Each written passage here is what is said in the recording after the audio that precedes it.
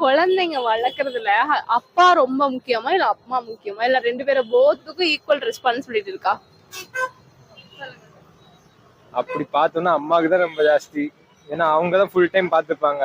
அப்பா இருந்தாங்கன்னா ஒர்க் போயிடுவாங்க. இப்போ எங்க அப்பாலாம் ஆர்மியில இருக்காங்க. ஸோ அவங்க காலையில நான் எந்திரிக்க முன்னாடியே போயிடுவாங்க.